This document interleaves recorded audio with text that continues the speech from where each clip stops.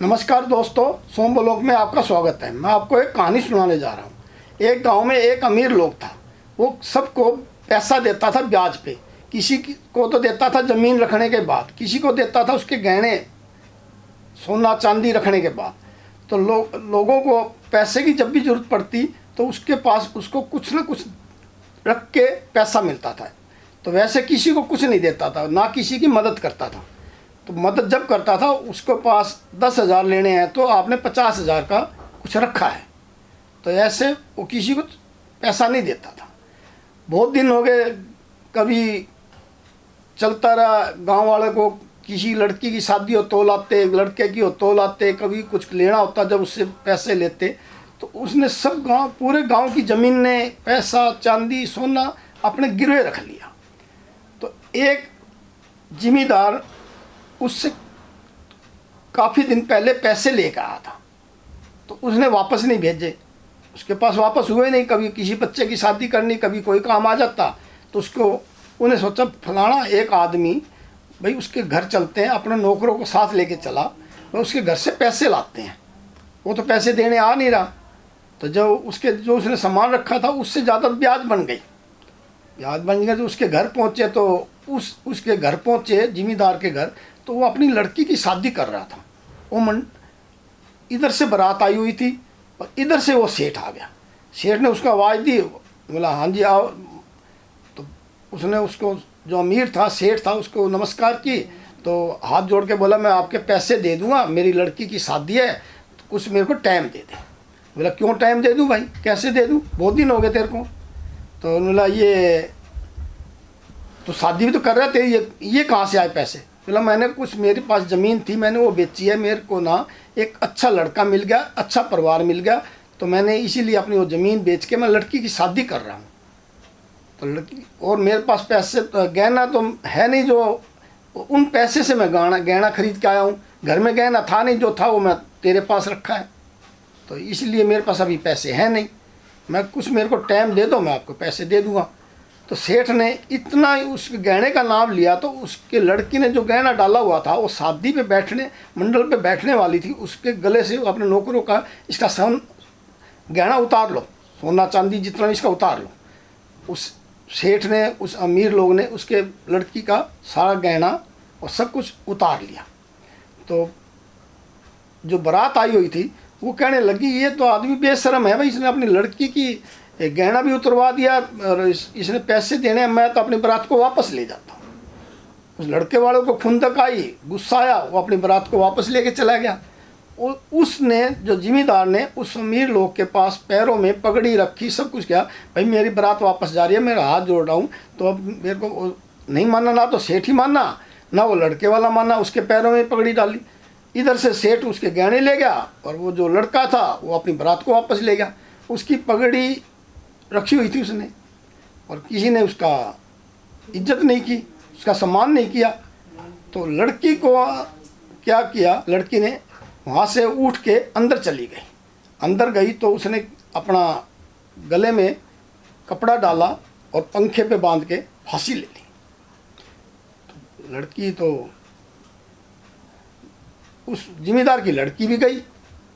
अब उसके दोनों में औरत और जिम्मेदार बैठे रो रहे थे। रोते रोते ना, तो भगवान देख रहा था। भगवान को थोड़ा गुस्सा आया, भाई इस सेठ ने और जिम्मेदार, इसने बहुत ही गलत किया है अमीर लोग ने। तो उससे भगवान से देखा नहीं गया। भगवान ने सोचा मैं इससे बदला मैं लेता हूँ। इसके बस की तो बात है नहीं, ये तो बेचारा अपनी लड़की भी दे बैठा और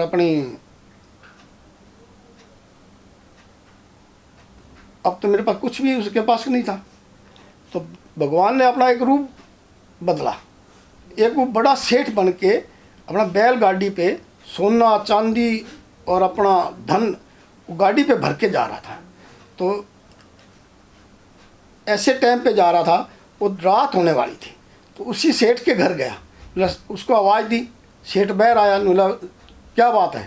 बोला भाई सेठ जी, मैं भी एक अमीर लोग हूँ, बहुत बड़ा सौदागर हूँ, व्यापारी हूँ, मैंने कुछ खरीदने जाना था, मेरे को रात हो गई है, मैं रात आपके घर रुकना चाहता हूँ। बोला भाई और घर है, और कहीं रुक जा। बोला मैं और घर नहीं रुक सकता, क्योंकि तू भी सेठ है, मैं भी सेठ हूँ, मेरे पास इतना धन है, मैं किसी और के घर रुका और मेरा धन को उठा ले जाएंगे। बोला तेरे पास कितना धन है? तो उसने गाड़ी दिखा दी, भाई ये सारा धन का भरा है, भाई तुम अपने घर रख ले। सेठ बोला ठीक है रख लूँगा। तो सेठ बोला तू तो बहुत बड़ा सेठ है। ये धन तो कुछ नहीं है, मेरे पास तो और भी धन है, ये तो मैं तेरे को ऐसे ही दे दूंगा, तू ले ले सारा जब भी तेरे पास हो दे, बाकी एक शर्त पे दे दूंगा मैं तेरे को। बोला किस कौन सी शर्त पे? उसने एक कपड़े सीने वाली एक सुई होती है, सुई बोला ये ना अगले जन्म में तू अगले जन्म नहीं, जब भी तू यहाँ से तेरे दिन पूरे हो जाएंगे, तेरी उम्र पूरी हो जाएगी, ऊपर जाएगा ना, तो मेरे को ये एक सुई दे देना, बाकी धन तेरा, ये सुई नहीं दूंगा तेरे को। सेठ तो बहुत अमीर लोग तो बहुत खुश हुआ, ठीक है ये सुई भी मेरे को दे दे। उन्हें सुई दे दी। बोला इसको तेने संभाल के रखना है, जब तेरी भी मौत होएगी मेरी भी मौत होएगी, हम ऊपर मिलेंगे, मैंने ये सुई तेरे से लेनी है और तेरे से मैं ये धन नहीं लेता। तो बोला ठीक है मैं तेरे को ऊपर ये सुई दे दूँगा। तो उसने घरवाली को कहा अपनी पत्नी को, भाई अच्छे अच्छे खाने बना देगा। अमीर लोग ने हमारे को ना, एक सेठ है उसने बहुत ही धन दे दिया, इतना धन दे दिया तो हमारे को पता कितनी पीढ़ी बैठ के हम खा सकते हैं। वो उसकी घरवाली भी खुश हुई, पत्नी भी खुश हुई, वो अपना खीर हलवा सारा बना। तो बोला भाई ऐसा कौन है भाई अमीर जो अपना धन ऐसे दे रहा है? उसने पूछा किस शर्त पे दिया उसने? बोला उसकी क्या शर्त है? कुछ भी नहीं है। बोले एक सुई दी है उसने। बोला जब तेरी भी मौत होगी मेरी मौत होगी, हम ऊपर जाएंगे ना, मेरे को ये सुई वापस दे दी, ये सुई का वजन है तेरे पास और कुछ भी नहीं है, बाकी मैं तेरे से कुछ नहीं लूँगा, एक सुई लूँगा ऊपर जाके। तो उसकी घरवाली बोली तू बहुत गलती कर आया। बोले क्या? बोले ऊपर तो इंसान खाली जाता है, तेरे शरीर पे तो कपड़ा भी नहीं होएगा, तू कैसे सुई ले जाएगा? तेरे कपड़े जो पहने हुए ये भी उतार लेंगे, तो सुई कैसे ले जाएगा? तो वहाँ सुई नहीं देगा तो तेरे को वहाँ से कुछ भी करवा सकता है, तेरे को कुछ भी कर सकता है। तो उसकी सुई वापस करा और धन भी वापस करा। सेठ भागा गया अमीर उसी सेठ के पास। बोले सेठ जी ये अपनी सुई पकड़ो और अपना धन ले जाओ, मेरे को ना तो तुम्हारा धन चाहिए और ना मैं आपको वहाँ सुई दे सकता। तो लेकिन उसको बोला मैं सुई तो कुछ तेरे समझ में आई है क्या? नहीं, जिस लड़की का तू उसकी मौत का मालिक है, उसका गहना लेकर आया, तो ये बात एक सुई नहीं ले जा सकता, तो ये लोगों का धन कैसे ले जाएगा उठा के? तो गांव वाला का धन, अमीर लोगों का गरीबों का खून जो पी के जा रहा है ऊपर कैसे ले जाएगा? तो उसको उस सेठ ने, जो भगवान था, उस सेठ को अमीर को समझा रहा, उसको बाद में आ गई समझ, भाई ये तो मैं बहुत ही गलती कर रहा हूँ, सबका खून पी रहा हूँ, सबका पैसा ले रहा हूँ, सबकी जायदाद ले रहा हूँ, और जब मैं सुई नहीं ले जा सकता तो मैं ये धन कैसे ले जाऊँगा? तो मेरा कहने का मतलब ये है, जो भी ये लोग सोचते हैं भाई मैं अमीर हूँ, मैं लोगों का नाजायज़ फ़ायदा उठा लूँ, किसी की ज़मीन खोस लूँ, किसी का गहना रोक लूँ, किसी का कुछ कर लूँ, किसी का अच्छे काम में रुकावट बन जाऊँ, तो ये काम मत करो।